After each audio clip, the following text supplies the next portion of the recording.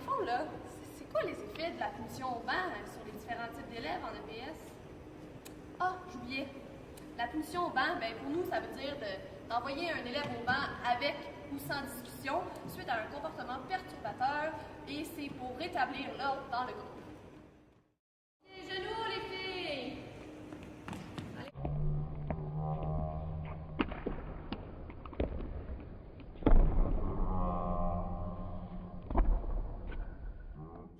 Audrey, va au banc.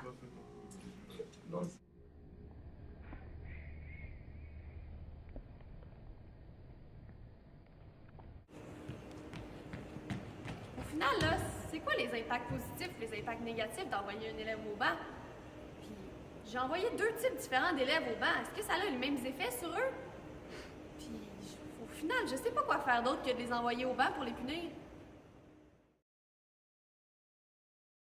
On ne comprendrait pas toujours la raison de leur sanction. Qu'est-ce que je fais ici encore? De plus, ils diraient souvent C'est plate. quelquefois, la punition serait également pour faire réfléchir les autres élèves afin qu'ils évitent de reproduire le comportement perturbateur. Je ferai pas comme elle, j'ai pas envie tout le temps de me retrouver sur le banc comme elle. La sanction devrait être adaptée à chaque type d'élève. Moi j'aime ça les sur le banc, je comprends pas, il y en a qui aiment pas ça. Les enseignants manqueraient de ressources et de connaissances afin de diversifier leurs sanctions envers les élèves. De plus, ça serait souvent les mêmes élèves qui se retrouvent sur le banc. Encore moi puis Kevin. Comment avez-vous entendu parler de la recherche?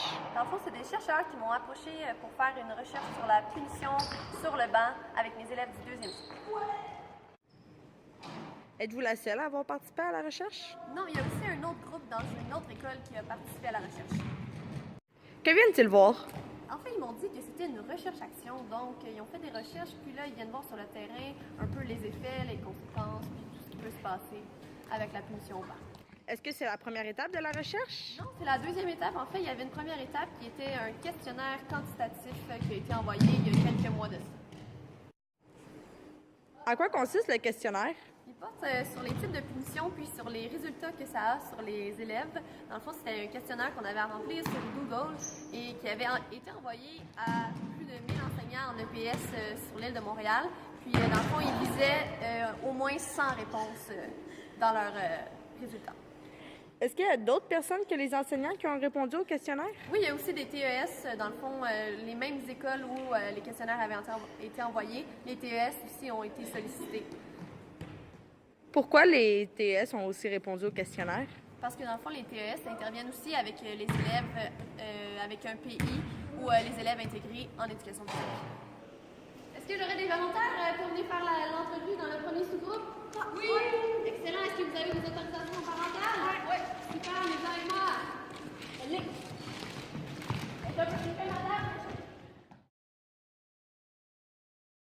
Mon équipe de chercheurs et moi pensons que cette recherche va nous mener aux effets positifs et aux effets négatifs de la punition au banc à l'éducation physique et à la santé. Ensuite, nous pensons que cela va amener différentes méthodes de gestion de classe, c'est-à-dire des alternatives à la punition au banc qui est très fréquemment utilisée dans les gymnases. Il y a également le comportement des élèves qui changera après la punition selon le type d'élève. Finalement, nous allons voir s'il est pertinent de faire un retour sur le comportement de l'élève avec celui-ci, avant ou après une telle punition. Moi, j'espère que ça va donner des idées là, au lieu de m'envoyer toujours au banc à mon enseignante. Peut-être aussi que mon enseignante elle va savoir si ça fait vraiment quelque chose de m'envoyer au banc. Même que peut-être ça va donner des idées à Madame Nathalie, ma titulaire de classe, lorsqu'elle veut donner des punitions. Puis à bien y penser, peut-être que ça va donner une bonne idée de sujet de maîtrise à mon enseignant en éducation physique, parce qu'à ce jour, il n'y a plus de connaissances sur les sanctions et sur l'éducation physique. Donc voilà, la présentation de notre recherche est terminée. Maintenant, on va vous enligner un petit peu sur les forces et limites et les ouvertures. Premièrement, les limites. Ça va voir 2 classes seulement. C'est sûr que c'est pas énorme. Par contre, c'est qu'on trouvait que c'était difficile de rentrer dans les écoles pour aller voir plusieurs classes. C'est sûr que notre échantillon n'est pas super grand. En plus, c'est important de noter que les enfants doivent accepter de faire l'entrevue et doivent avoir une autorisation parentale. Donc, s'il y a toujours une possibilité qu'on n'ait pas beaucoup d'enfants d'entrevue, par exemple, si les parents ne veulent pas ou si eux-mêmes n'ont pas envie de le faire. Une autre chose, c'est que on s'attend à avoir 100 réponses de questionnaire des enseignants. Par contre, il y a une possibilité qu'il y en ait plus, comme il y a une possibilité qu'il y en ait moins. Si on en a plus, une gestion de données qui est un peu plus longue que prévu. Si on en a moins, ben, ça va faire que notre échantillon est moins grand, donc c'est moins véridique un petit peu notre recherche. Pour les forces, premièrement, c'est un nouveau sujet, donc on n'a absolument rien trouvé en ce qui concerne les sanctions, puis vraiment la punition au banc en éducation physique. On pense aussi que c'est un sujet, c'est sûr, qui nous touche. On l'a tous déjà vu en stage, en suppléance. On le sait que ça se fait. Donc, c'est pertinent de faire une recherche là-dessus. Puis, on pense que ça amènerait un renouveau à l'éducation physique dans les prochaines années si on réussit à trouver des alternatives à la punition au banc.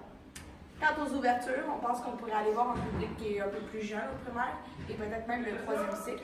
On se demande également si ça va s'appliquer au secondaire, si c'est présent autant qu'au primaire, puis si c'est les mêmes effets qu'au primaire. Et on se demande aussi l'influence de l'expérience des professeurs. Est-ce qu'on va avoir les mêmes résultats si c'est un enseignant de jeune expérience ou un enseignant qui a beaucoup d'expérience? Donc, c'est ce qui met fin à notre recherche. Merci.